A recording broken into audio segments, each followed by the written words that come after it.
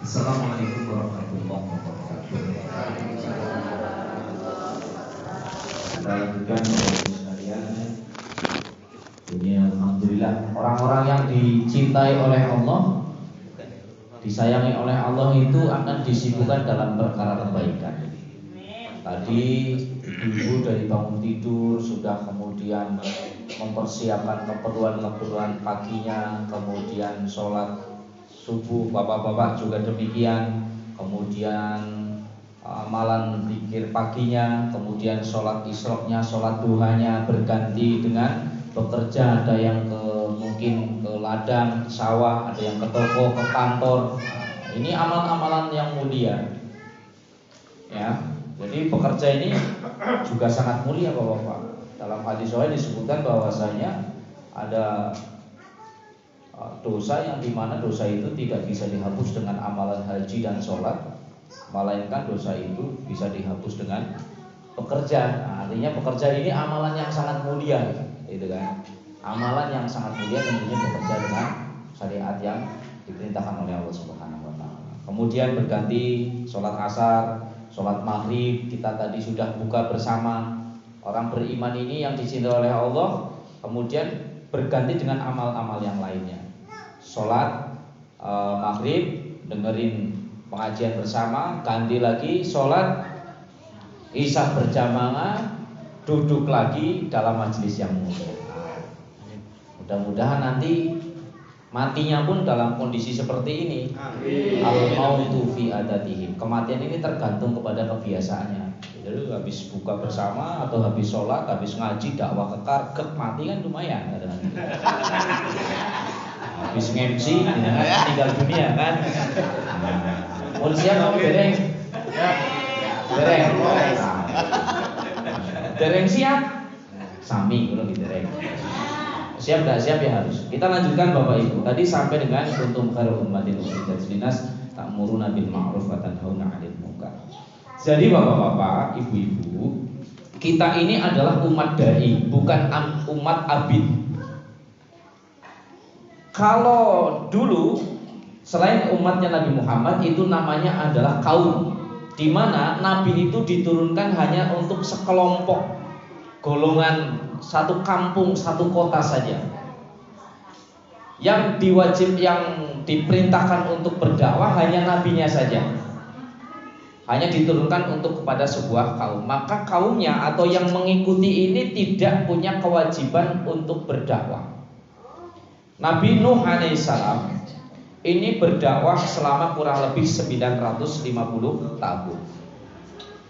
Tapi anak istrinya ini juga tidak mengikuti apa yang beliau perintahkan, gitu kan? Mau taat atau enggak taat, pokoknya ini hanya nabinya saja yang berdakwah. Pengikutnya tidak punya kewajiban untuk berdakwah.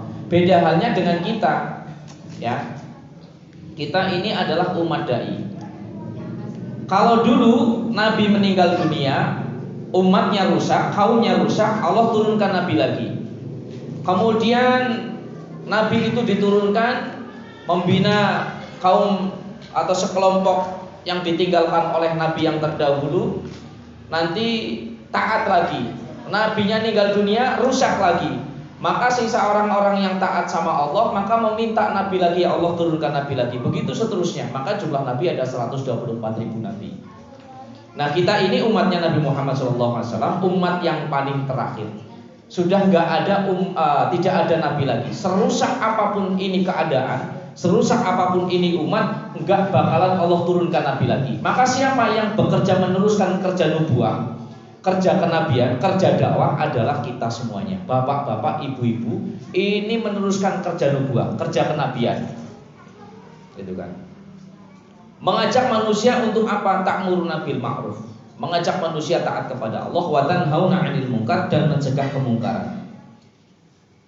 Ini kalau majelis taklim yang di luar sana tidak membanding-bandingkan, ya, sama sekali tidak bermaksud begitu. Masih condong hanya mengajak kebaikan saja. Ayo ngaji, ayo sholat, ayo ta'lim, ayo silaturahim, ayo baca Quran. Tapi belum ada pergerakan untuk mencegah kemungkaran. Karena apa? Mencegah kemungkaran ini adalah perkara yang sangat besar. Ya, besar apa? Besar pahalanya, besar pula resikonya. Kalau cuma ngaji saja, mengajak taat kepada Allah saja, yuk ngaji, yuk baca Quran, yuk silaturahim, yuk baca Quran dan lain sebagainya, itu tidak ada tantangan, kecil, itu kan.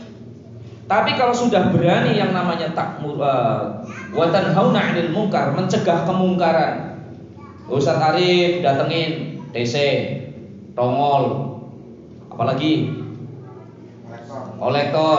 Nah, ini teman-teman ini tukang kredit. Mohon maaf Pak, mohon maaf. Yang selama ini masuk ke KAR belum pernah mendampingi atau ngadepin juru tagih angkat tangan, yang belum pernah. Yang belum pernah, yang sudah pernah Pak. Yang sudah pernah. Loh, kok pas sama saja. Nah, ini resikonya gede nih. Ngadepin orang-orang yang ahli kemungkaran. Maka sebenarnya orang yang berani mencegah kemungkaran ini juga bisa dikatakan orang yang imannya paling tinggi. Dari mana dasarnya? Nabi Shallallahu Alaihi Wasallam telah sampaikan, "Man ra'a minkum munkaran falyughayyir biyadihi, fa in lam yastati' fa bi lisanihi, fa in lam yastati' fa bi qalbihi, wa dzalika adhaful iman." Ini tolak ukurnya ini. Anda posisinya yang mana? Kita posisinya yang mana? Iman lemah, sedang, atau nggak punya iman sama sekali, atau imannya kuat? Marra aminkum mungkaran falyughayyir biyadi. Apabila kalian melihat sebuah kemungkaran yang dilakukan di hadapanmu, maka cegahlah dengan kedua tanganmu. Kita banyak tuh melihat kemungkaran-kemungkaran. Ada teman kita ditagih sama kolektor, mau deket aja takut, gak berani, itu kan. Jangankan tangannya bergerak, mulutnya umet-umet saja kadang-kadang takut, gitu kan. Mau suruh ikutan, ada teman kita yang tanahnya dilelang saja datang ke kantor pelelangan, aduh mengkonyong dicap radikal atau enggak, gitu kan. Muncul perasaan khawatir begitu. Kemudian yang selanjutnya adalah ketika engkau melihat kemungkaran di depan matamu, maka cegahlah dengan lisan. Fabi lisanihi, aruh-aruh minimal, aja kayak gitu orang bener. Ada pencegahan dengan lisan kita. Fabi lisanihi, fa in lam yastati' fa bi qalbi. Ya. Apabila enggak mampu, maka dengan hatinya meyakini itu riba enggak benar. Itu haram hukumnya. Minimal hati kita katakan yes, itu haram, tidak boleh. Maka benci kepada kemungkaran ini adalah selemah-lemah iman. Wadzalika adhaful iman. Kalau sudah enggak membenci kemungkaran, berarti orang itu sudah enggak punya iman sama sekali. Lah kemungkaran ini bukan cuma riba saja, bukan judi saja, bukan perzinaan saja, tapi kemungkaran yang besar sekali di hadapan Allah. Di antaranya adalah meninggalkan sholat dengan sengaja. Adakah di antara kita bapak-bapak barangkali pangapunten, anak kita, cucu kita, istri kita, bapak, ya, suami kita, ibu meninggalkan sholat, ini kemungkaran yang paling gede. Dalam hati nggak ada niat kebencian, di dalam hatinya membenci perbuatan itu, maka nggak ada tingkatan iman lagi. Jangan ngerti tingkatnya di mana. Apakah yang sudah mencegah dengan kedua tangannya, lisannya juga mengucapkan, atau hanya sekedar membenci kemungkaran, atau bahkan tidak membenci kemungkaran. Bapak-bapak yang dirahmati oleh Allah Subhanahu wa taala, yang terakhir adalah wa tu'minuna billah, dan beriman kepada Allah. Beriman kepada Allah, meyakini bahwa semua yang terjadi ini, baik yang menyenangkan, yang tidak menyenangkan, ini adalah atas izin kehendaknya Allah. Hujan, panas, senang, susah, semuanya betul-betul dalam kendalinya Allah Subhanahu wa taala. Jadi orang beriman ini tidak akan pernah susah. Orang beriman ini tenang, bahagia. Duite akeh, tenang. Orang duwe duit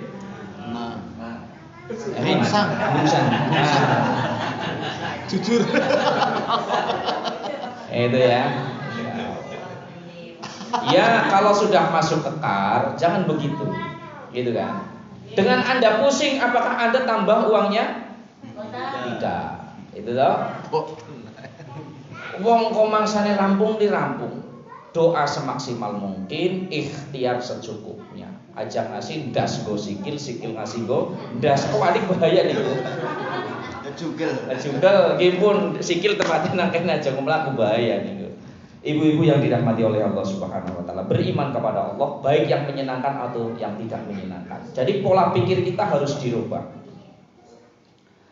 Orang beriman selalu berpikir positif. Kalau hujan, alhamdulillah, hujan, Allahumma sholiban afian.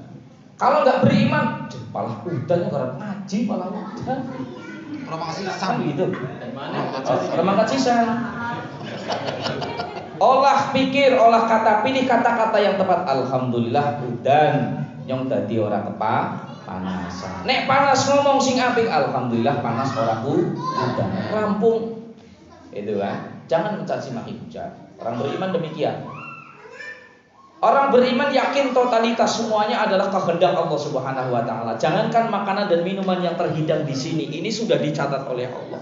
Daun yang jatuh dari rantingnya kemudian berpindah di sebuah tanah atau dari satu tempat ke tempat yang lain, ini betul-betul diperintah Allah dan dikendalikan oleh Allah. Tidak ada yang kebetulan di dunia ini. Sampai saya di sini sudah dicatat sama Allah. Rezekine kopi. Saya nggak ngerti kopi itu entek atau ora. Nggak boleh yakin. Wis nang ngarepe nyong jamin entek. Ujukan. Belum tentu kok. Bisa juga setelah ini saya malah gelongso. Kan bisa. Itu.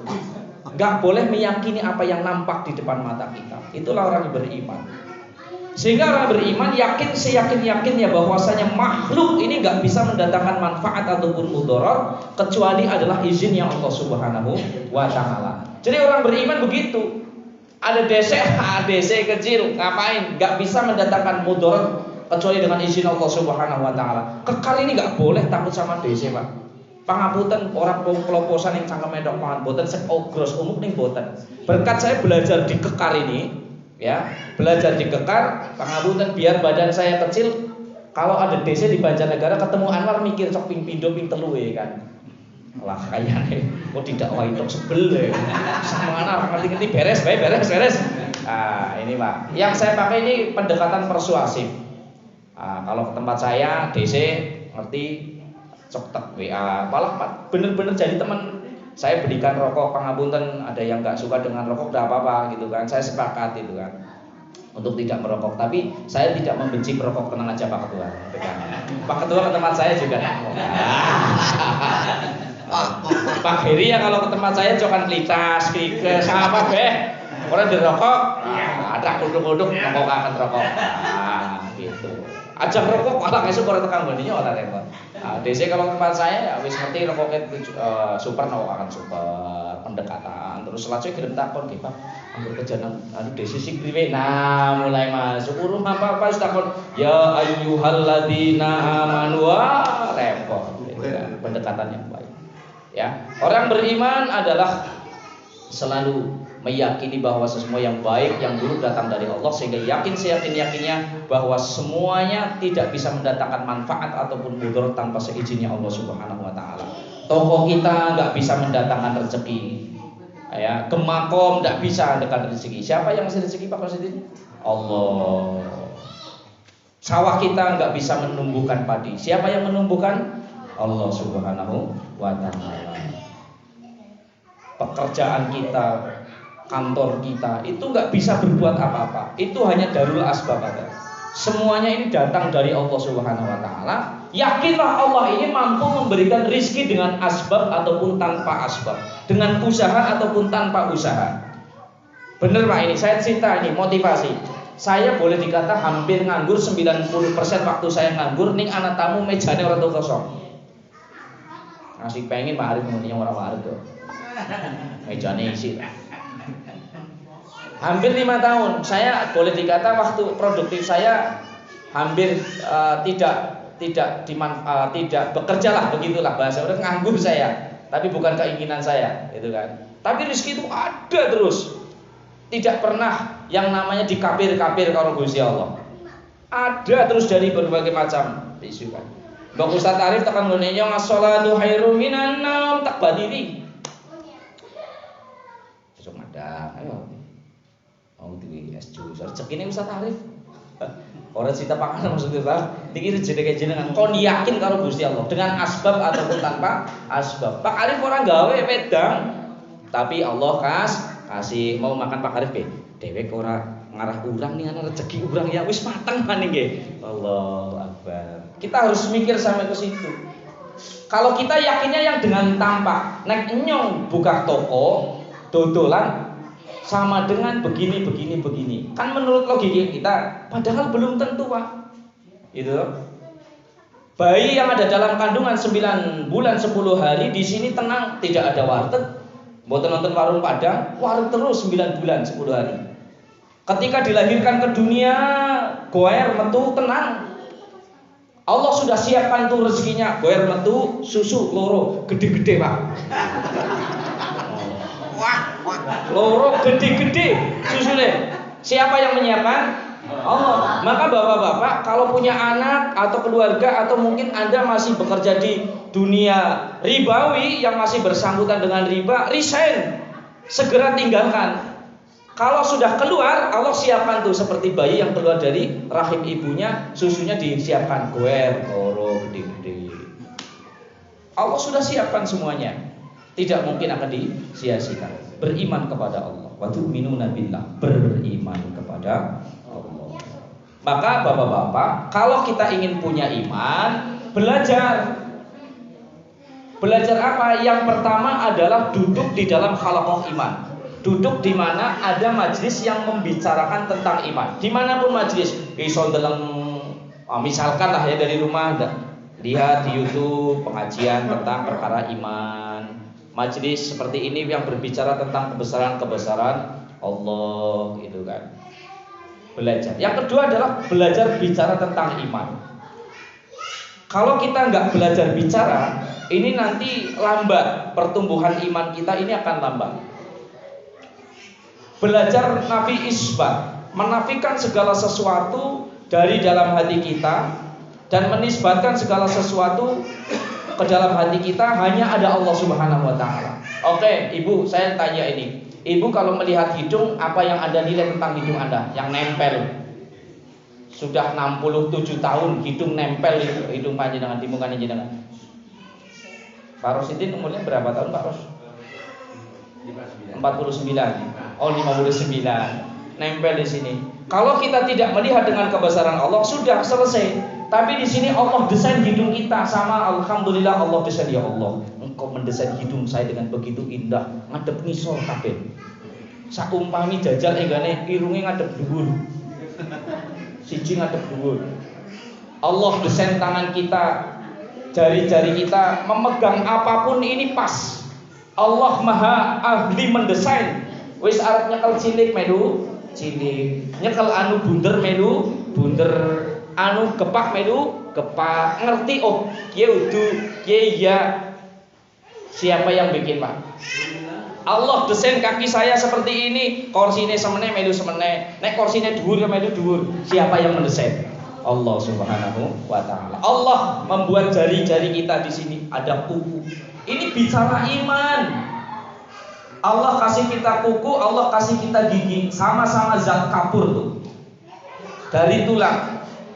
Gigi kalau sudah 1 cm, Allah katakan pada gigi kita stop. Tapi kuku kita enggak dibiarin. Sama-sama loh, sama-sama nempel, zat kapur, sama-sama tulang. Coba seandainya Allah enggak memiliki sifat yang maha menjaga, gigi kita dibiarkan pertumbuhannya sebagaimana kuku kita. Untune merongos lho ora. Jerumus. Siapa yang menjaga pertumbuhan? Tidak ada yang kebetulan. Ini bicara kebesaran Allah. Rambut kita di kepala dengan rambut kita di alis ini jaraknya cuma 2 jari saja. Tapi Allah ini adalah Al-Khaliq yang menciptakan, Allah Malik. Setelah Allah ciptakan, Allah pula yang menjaganya. Dijaga sama Allah. Sehingga rambut sebagai mahkota di rambut kepala kita, Allah biarkan panjang karena penghias. Tapi sekalipun ini indah di mata kita, Allah ini menjaganya. Rambut alis mandek stop. Seandainya rambut alis kita dibiarkan sama Allah lama-lama panjang, rambut hitam kita biarkan lama-lama panjang, Rambut hidung kita panjang, rambut ketek kita lama-lama panjang, rambut kemaluan kita panjang tiap hari itu. Gimana tuh? Siapa yang menjaga? Allah Subhanahu wa ta'ala. Enggak ada tuh yang kebetulan. Masya Allah. Kita pun pertumbuhannya di stop. Lek wis paling 1,5 meter, 170 wis mandek lah. Dudure 2 meter sudah. Kalau dibiarkan sebagaimana kaum Ad terdahulu dibiarkan tingginya boleh gede-gede sampai 35 meter. Masya Allah. Dunianya nggak muat sekarang Pak. Siapa yang menjaganya? Allah Subhanahu wa ta'ala. Setelah Allah ciptakan, kemudian Allah menjaganya. Semua tidak ada yang dijaga oleh Allah. Ini bicara iman. Nek lagi tengah jengrio jenengan udan-udan. Pangapunten sekali. Yang di sini datang sama suami atau istri, angkat tangan. Angkat tangan. Ah, 1 ya. Alhamdulillah. Jadi kalau sore hari Pak, menikmati kopi, teh, berduaan di teras, melihat tumbuh-tumbuhan, berdua dengan istri, bicara iman dengan istri kita. Masya Allah ya. Itu pohon rambutan, ada yang kuning, ada yang hijau, ada yang merah. Siapa yang ngasih warna ya Mas? Masya Allah. Ini pabriknya Allah yang bekerja tanpa ada suara. Yang memberikan warna ini Allah, yang memberikan rasa juga Allah. Iya ya, anawit lombok, lomboknya dipangan pedes, ning wita dikepah-kepah ya orang bakal pedes. Siapa yang membuat pedes? Inna ya Allah, luar biasa subhanallah. Anawit kerambil nang dhuwur ana banyune, nek tegorok ora ana paralone, kepriwe nggone munggah banyune. Legi maning, sapa sing gulani?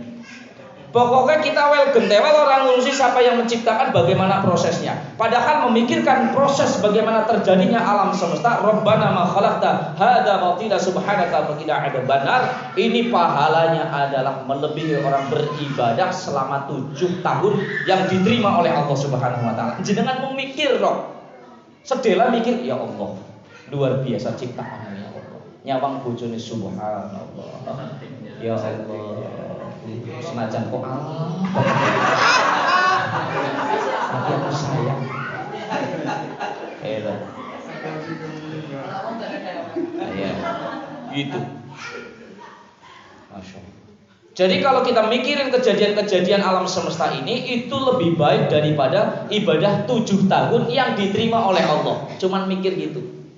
Tapi ada yang lebih dahsyat lagi, adalah memikirkan bagaimana orang taat sama Allah, selamat dari siksanya Allah, adalah lebih baik daripada ibadah selama 60-70 tahun. Fikir sesaat untuk agamanya Allah lebih baik daripada ibadah 60-70 tahun. Kepriwe ya kayak bagian aja utang bang maning, kepriwe ya kayak bagian maring masjid, kepriwe ya kayak bagian menutup aurat, bagaimana ya kayak bagian memikirkan kebaikan, gimana masjidnya saya makmur, gimana jamaah kekal bertambah. Fikir sesaat lebih baik daripada ibadah 60-70 tahun.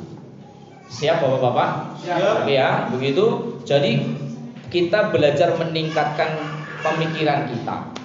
Aja melu kekar mung jagong tok kawit biyen. Nah, bagaimana prakteknya? Prakteknya begini, Bu. Ini kan soal dakwah, ya. Jadi yang pertama tadi duduk dalam halaqah dakwah, halaqah iman maksudnya. Yang kedua adalah berbicara iman. Yang ketiga adalah belajar dakwah tentang perkara iman. Kalau Anda kepingin belajar tentang sabar, maka sampaikanlah tentang pentingnya sabar. Kalau Anda menyampaikan tentang sabar, fadilah sabar, keuntungan atau keutamaan orang sabar, Allah kasih tuh ilmu sabar. Itu kan. Orang sabar itu disayang Allah, innallaha ma'as sabirin. Orang sabar ini adalah diberikan kemuliaan di dunia dan di akhiratnya. Ini yang belajar sabar itu bukan dengan orang yang sabar. Belajar sabar dengan orang yang nyebelin. Nah, Pak Arif ini guru sabar saya.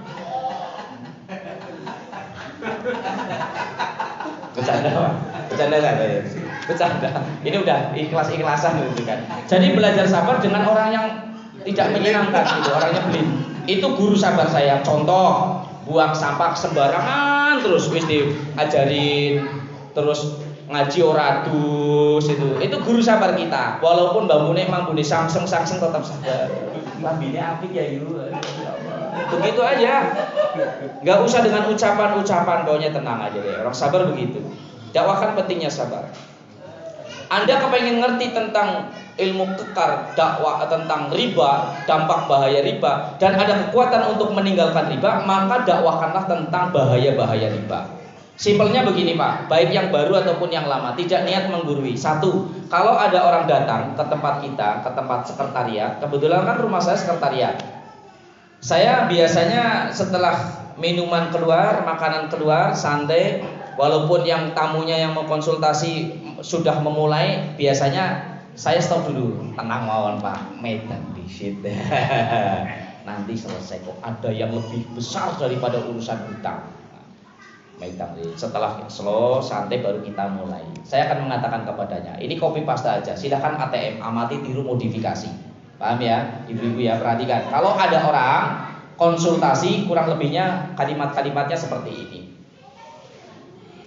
Kalau datang saya sampaikan selamat datang di Teras Hijrah Sekretariat Kekar Banjarnegara.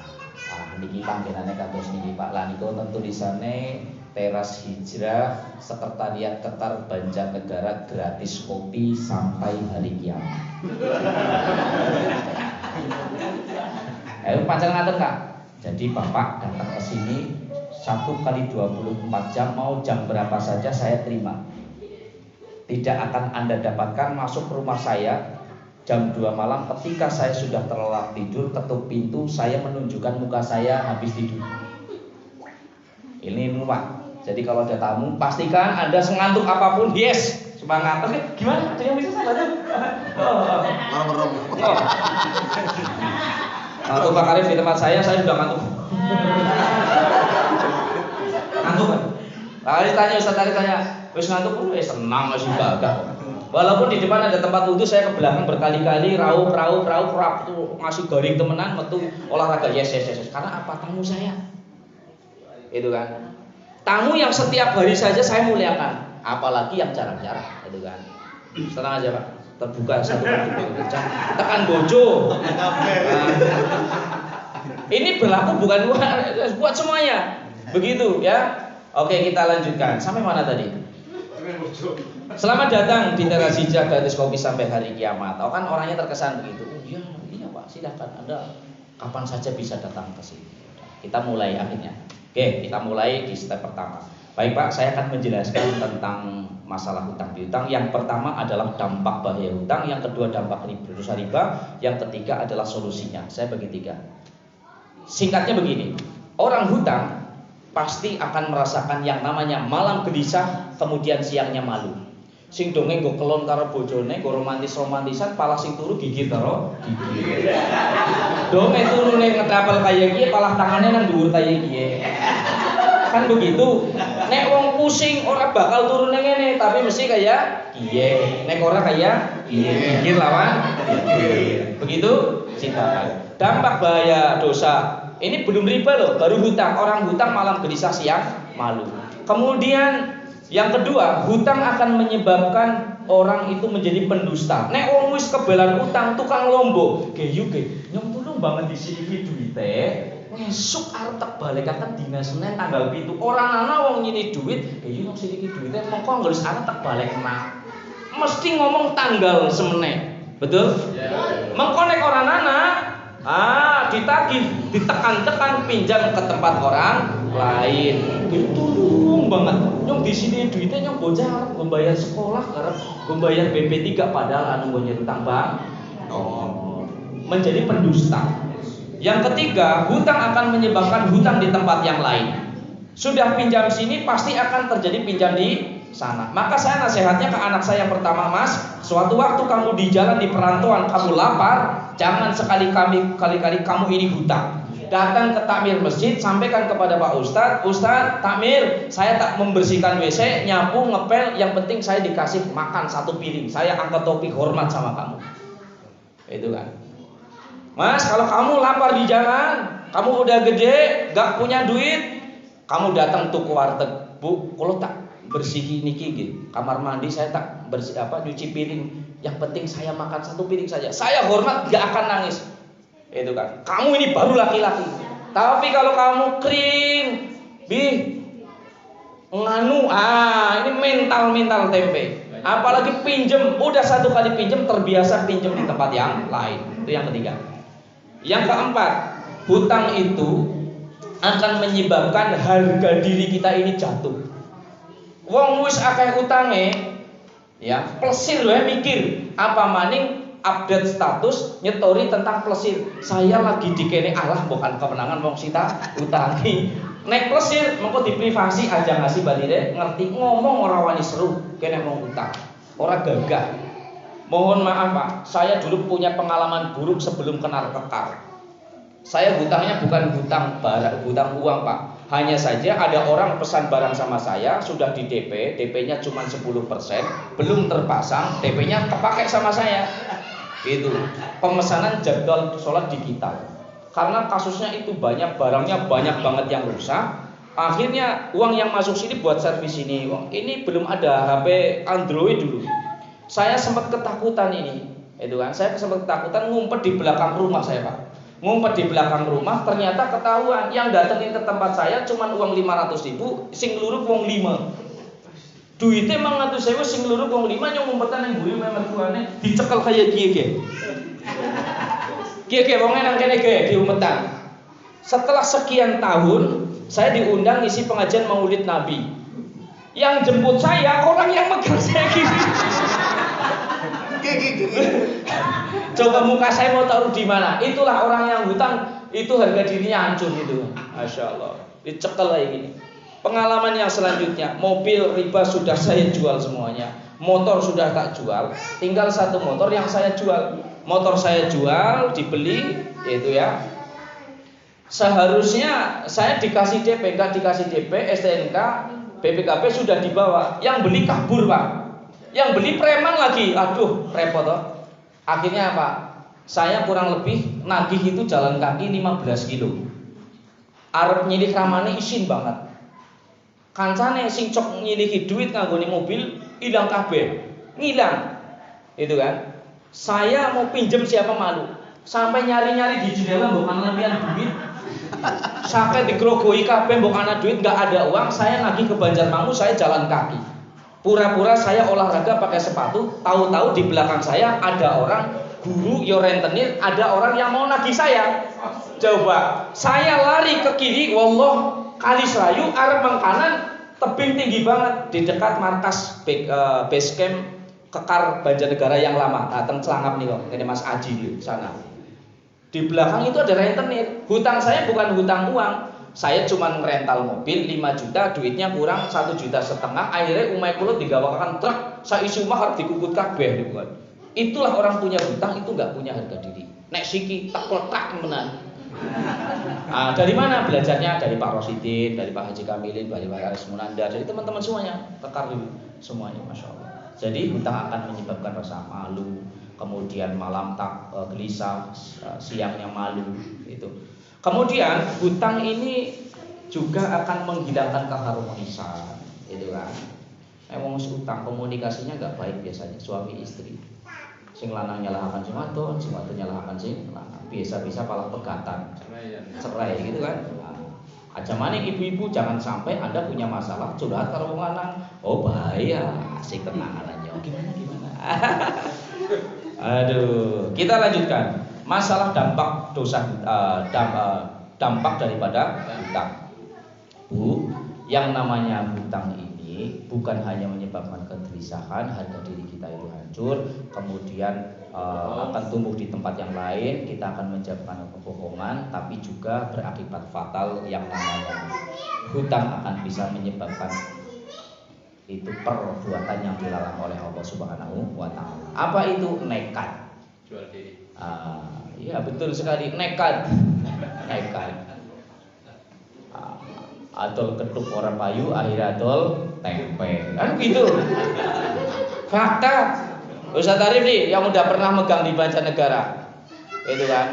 Saya sebut namanya enggak apa-apalah, Mbak Rini. Sing lanang lagi kerja ning Kalimantan. Ora teh ngangsur, WA-ne ngapa? WA-ne njaluk kawin.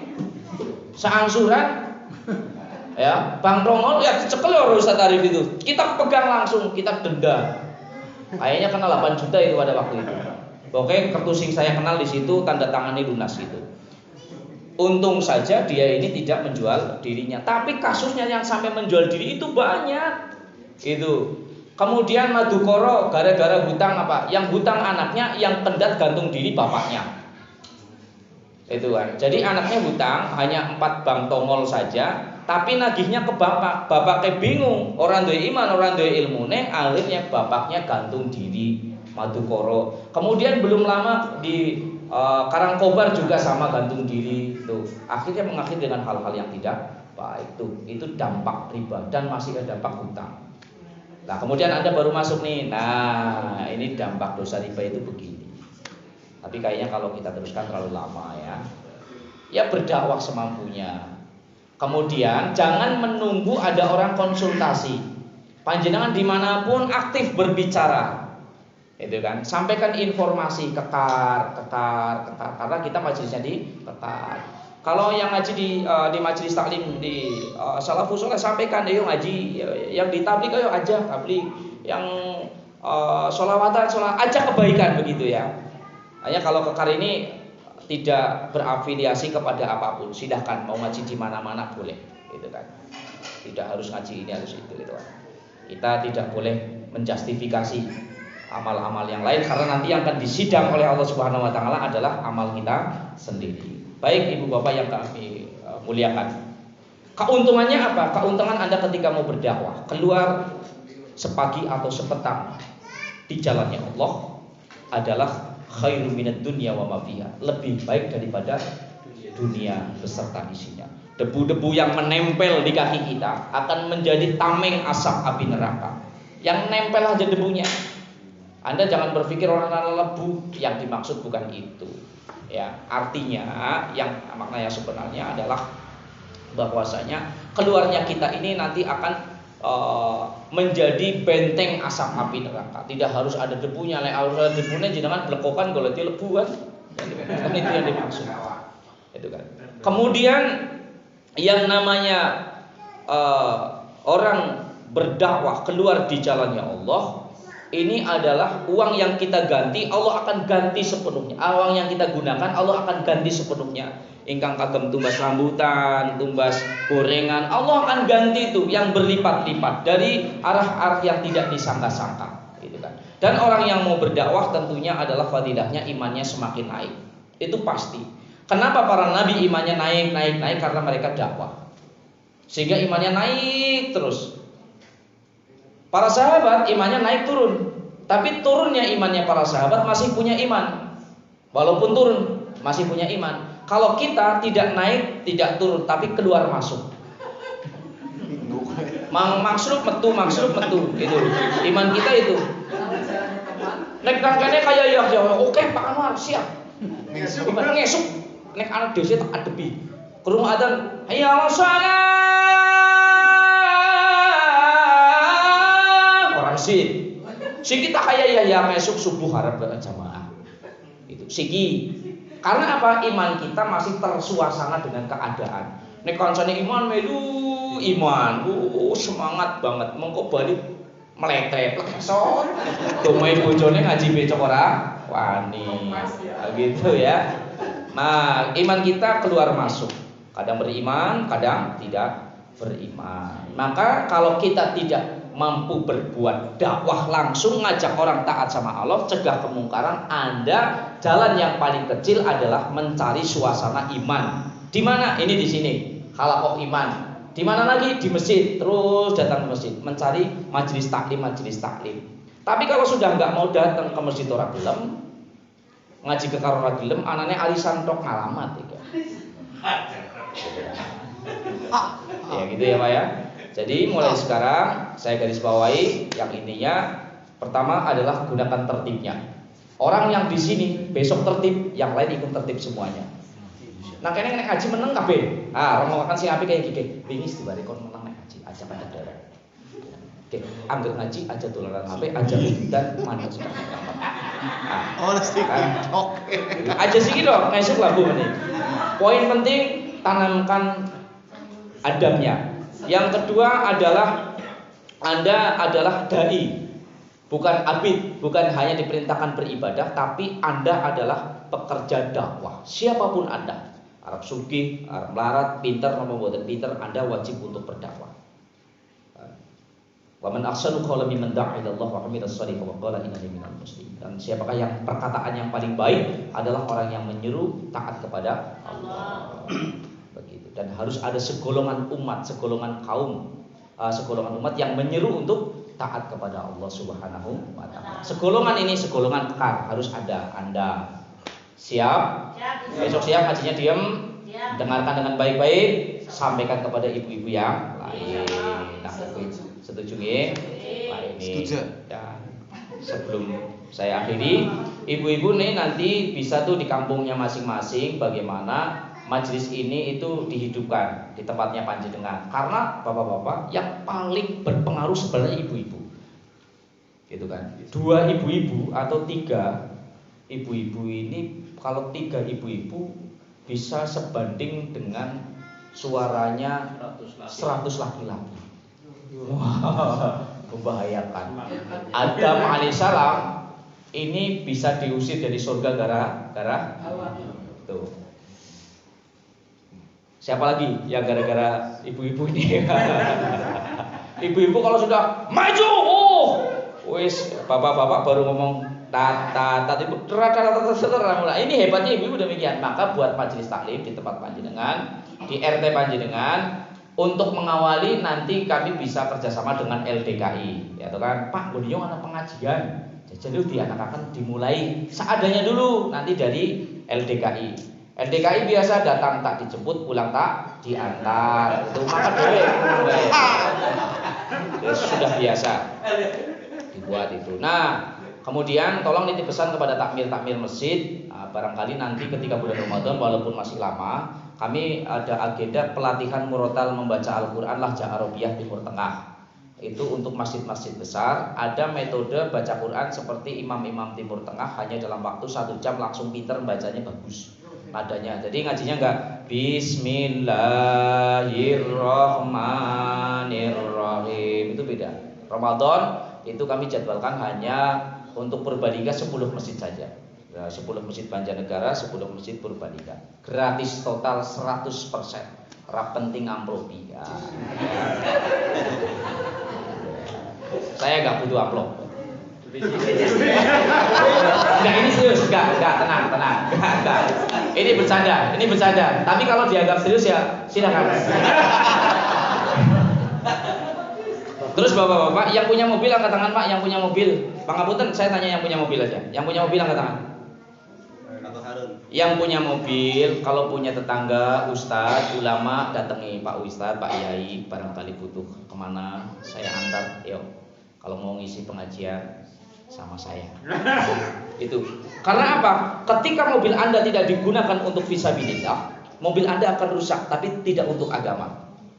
Kalau mobil Anda digunakan untuk agamanya Allah, rusak tapi nanti ada pertanggungjawabannya Allah Subhanahu wa taala. Ben wis nganter kayak Pak Yai fulan. Bila perlu Anda tulis mobil perkhidmatan ulama, mobil perkhidmatan masjid, begitu. Siapa Anda butuh sama gue. Gitu. Percuma Pak kita punya mobil kalau tidak digunakan untuk fisabilillah. Peka terhadap kayak Pak Kiai alat ngisi pengajian loh. Anggone Vespa kata enggak sih? Gitu. Bismillah. Saya dulu waktu masih ngribaterius begitu juga saya sampaikan di masjid, di RT, di teman-teman DKM, ini silakan yang mau pakai aja gitu kan. Benar sampai sekarang karena saya sudah nggak punyanya bandar motor Vario kurang dipajak 5 tahun. Nah, saya cuma bisa di grup wong desa Gumiwang, lur sing butuh motor ade motor, pojok lapangan ana motor, orang mawi nyewa tenggo bae. Tenggo ya bodol, ora tenggo ya bodol. Tapi kalau tenggo nggo batire anaman. Terima kasih, dan sebagai menutup, ibu-ibu jangan berbelanja di Alfamart, Indomaret, Depo Pelita, belanjalah di warung tetangga yang terdekat. Matinya Anda yang takziah, yang mengkafankan, mengantar jenazahnya ke kubur, menggalikan kubur yang sing kalangan amplop yo tanggane. Berbelanjalah di warung yang terdekat. Siap? Allahumma fi ila qadar. Wassalamualaikum warahmatullahi wabarakatuh.